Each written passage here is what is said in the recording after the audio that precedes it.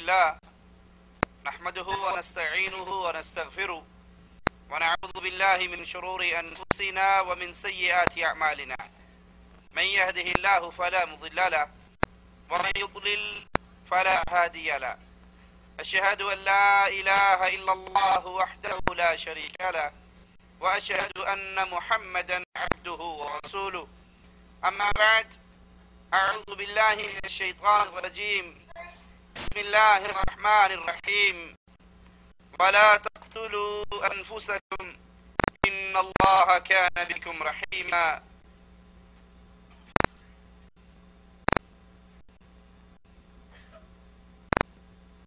انسان کی جان، اس کا مال،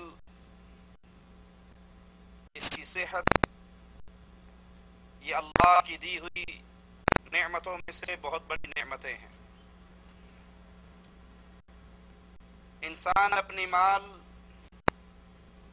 اپنی جان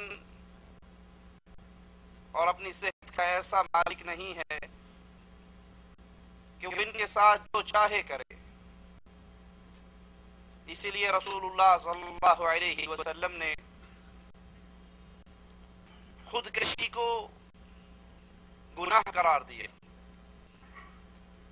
اگر انسان اپنی جان کا خود مالک ہوتا وہ جب چاہے اسے ختم کر دیتا. یہ جان، یہ مال، یہ صحت انسان کے پاس اللہ کی دی ہوئی نعمتوں میں سے، امانتوں میں سے امانت ہے. مگر افسوس جتنے ہی بظاہر عقل مند اور حقیقت میں عقل مندی سے دور جو اپنی صحت کو، اپنی جان کو، اپنے مال کو اپنے ہاتھوں سے برباد کر رہے، تمباکو نوشی کے ذریعے، سگریٹ پینے کے ذریعے کتنے ہی انسانی زندگیاں ہیں جو تباہی اور بربادی کی طرف جا رہی ہے. تمباکو نوشی یہ بیماری دنیا کو اپنی لپیٹ میں لے رہی ہے. اس کے دھوئیں انسانی فضاؤں کو خراب کر رہے ہیں اور اچھے بھلے عقل مند، اچھے بھلے پڑھے لکھے لوگ، دین اور دنیا کی بوجھ رکھنے والے اس معاملے کے اندر آ کر غیروں کی اندھی تقلید میں ایسے لگے ہیں کہ وہ بھی اس بیماری کا شکار ہو گئے.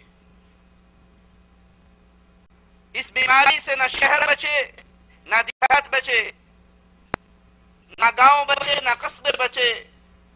ہر جگہ پر تمباکو نوشی کرنے والے، سگریٹ پینے والے اپنے آپ کو بھی بیمار کر رہے ہیں اور اپنے ساتھ اٹھنے بیٹھنے والوں کو بھی بیمار کر رہے ہیں.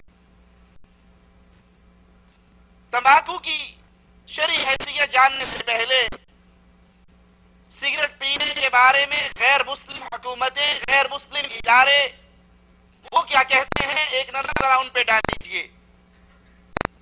1628 عیسوی میں عیسائیوں کے مرکزی رہنما نے ہر اس شخص کا چرچ میں داخلہ ممنوع قرار دے دیا جو سگریٹ پیتا تھا، جو تمباکو نوشی کرتا تھا.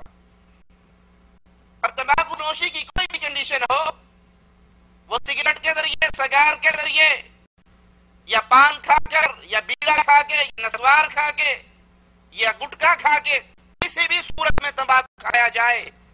1628 عیسوی میں عیسائیوں کے مرکزی پادری نے اپنے چرچ کے اندر ان لوگوں کا داخلہ بند کر دیا جو کسی بھی کنڈیشن میں تمباکو کو استعمال کرتے. 1852 عیسوی میں انگلستان کی حکومت نے پارلیمنٹ میں باقاعدہ یہ قانون پیش کر کے منظور کروایا جس کی روشنی میں تمباکو کو کاشت کرنا ان کے ہاں ممنوع ہو گیا. کفار تو اس شہر کی ہلاکتوں کو پہچان گئے، لیکن کتنے وہ مسلمان ہیں جن کو جب منع کیا جائے بھائی یہ سگریٹ پینا، یہ تمباکو استعمال کرنا، یہ پان کھانا، یہ بیڑی پینا، یہ نسوار کھانا، یہ گٹکا استعمال کرنا، یہ حرام چیزیں ہیں، شریعت اس کی اجازت نہیں دیتی. بجائے اس ہلاکت کے معاملات سے ایک قدم پیچھے ہٹے. وہ خود سوال کرتے ہیں جی اچھا اگر سگریٹ حرام ہے تو قرآن میں سگریٹ کا نام دکھائیے، حدیث میں سگریٹ کا نام دکھائیے، اللہ کے نبی نے فرمایا سگریٹ حرام. لیکن یاد کر لیجئے اس تمباکو نوشی کا آغاز اسلام کے آفتاب کے طلوع ہونے کے 1000 سال بعد یہ بیماری کا آغاز ہوا.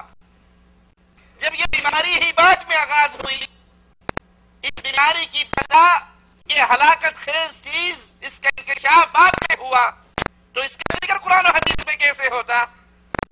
لیکن شریعت محمدیہ، اللہ کی شریعت، امام الانبیاء کی شریعت کو لے کر آئے. یہ شریعت قیامت کی دیواروں تک کے لیے، ہر انسان کے لیے ہے.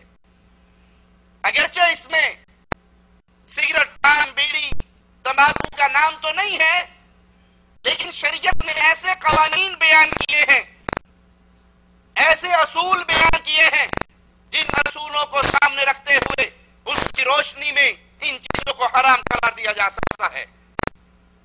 دین اسلام کے قواعد کی روشنی میں یاد کر لیجئے، ہر وہ چیز جو نقصان دہ ہو اس کا کھانا پینا استعمال کرنا ناجائز ہے.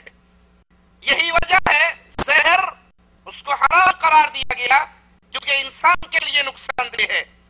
اور علماء اسلام کا کہنا ہے کہ کوئی انسان بالخصوص مسلمان جب اپنی جان کا مالک نہیں ہے، یہ جان اللہ کی دی ہوئی نعمت اور اللہ کی دی ہوئی امانت ہے، تو وہ ایسی کوئی چیز استعمال نہیں کر سکتا جو چیز اس جان کے لیے ہلاکت کا سبب بنے.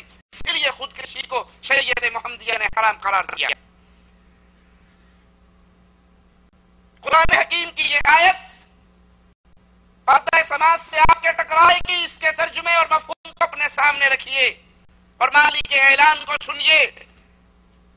وَلَا تَقْتُلُوا أَنفُسَكُمْ، تم اپنی جانوں کو قتل نہ کرو، اپنی جانوں کو ہلاک نہ کرو. إِنَّ اللَّهَ كَانَ بِكُمْ رَحِيمًا، یقیناً اللہ تعالیٰ تم پہ نہایت مہربان ہے. اللہ انسان کو اپنی جان کو قتل کرنے سے منع کر رہا ہے. اور یہ سگریٹ، یہ گٹکا، یہ پان، یہ نشے، یہ تمباکو نوشی، یہ تمباکو خوری، نسوار کی شکل میں، بیڑے کی شکل میں، حکے کی شکل میں، یہ تمباکو انسان کو ہلاک کر دیتا ہے. یہ تمباکو قتل کا سبب بنتا ہے، اور ایسا میٹھا قتل ہے جو قتل بھی کر جاتا ہے اور الزام اپنے سر پہ نہیں آنے دیتا. اور مالک قرآن حکیم میں اعلان کر رہا ہے اپنی جانوں کو قتل نہ کرو. دوسری آیت پہ غور کیجئے،